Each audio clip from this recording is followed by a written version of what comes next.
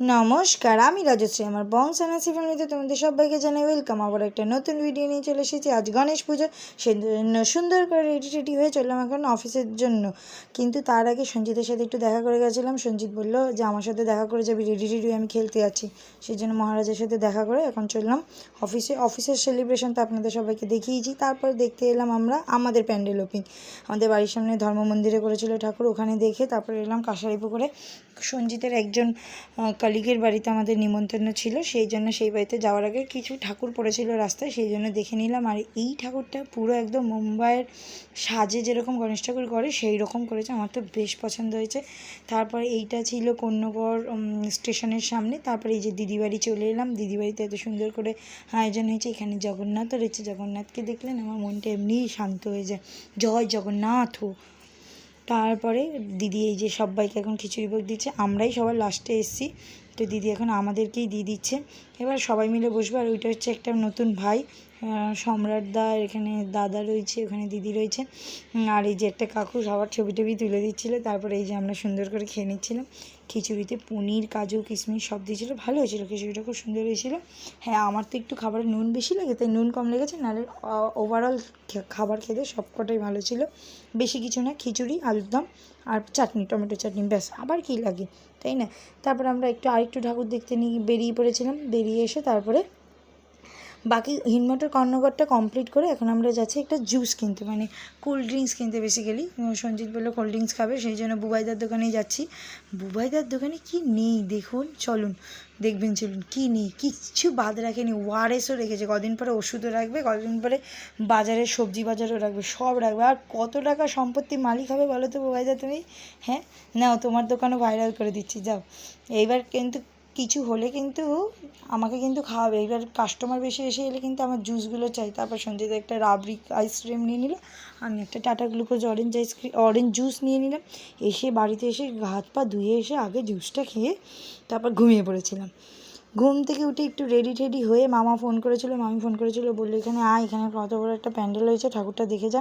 তারপর চললাম।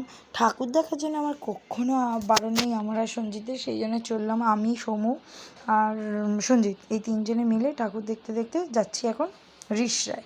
ভাবা যায়, একটা পুজোর প্যান্ডেল দেখতে যাচ্ছি আমরা রিষড়ায়। হ্যাঁ, কিন্তু একটা পুজোর প্যান্ডেল দেখিনি, দুটো দেখে নিয়েছি।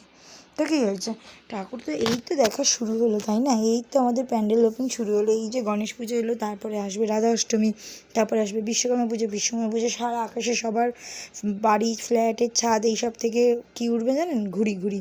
তারপর আমরা একটু দাঁড়িয়ে পঙ্কজদের দোকানে ফুচকা কিনলাম। 30 টাকার ফুচকা নাকি এইটুখানি, ভাবা যায়? আমাকে 2 টাকার কত ফুচকা দিত, এখন 30 টাকার ফুচকা এইটুখানি। তারপর মামি কোথা থেকে একটা গণেশ পুজোর প্রসাদ নিয়ে এসেছিলো, লাড্ডু।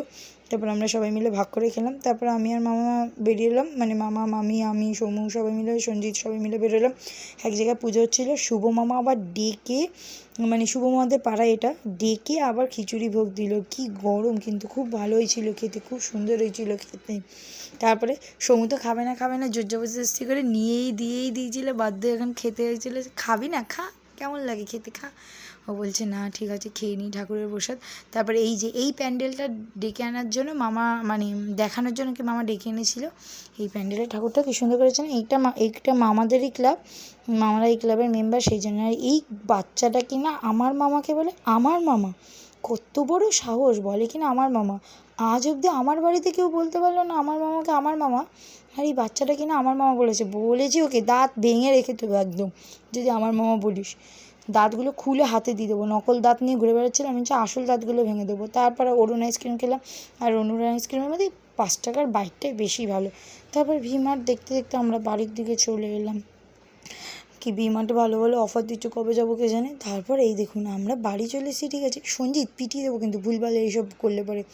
আমার স্কিন টোন আর ওর স্কিন টোনের কালার, কোথায় ও মেরে হাড় করে ভেঙে দিতে ইচ্ছা করে। এই আমার সাথে থেকে একটু ফর্সা হলো না, কি বলবো। আবার বডি বলছে তোর কি আমার মতন বডি আছে, দেখ আমি তোর মতন ফর্সা না, কিন্তু আমার বডি আছে, দেখ। বডি থেকে কী হবে, একটু তো ফর্সা না, ক্যামেরাতেও ফর্সা আসে না, বাজে কোথা করে।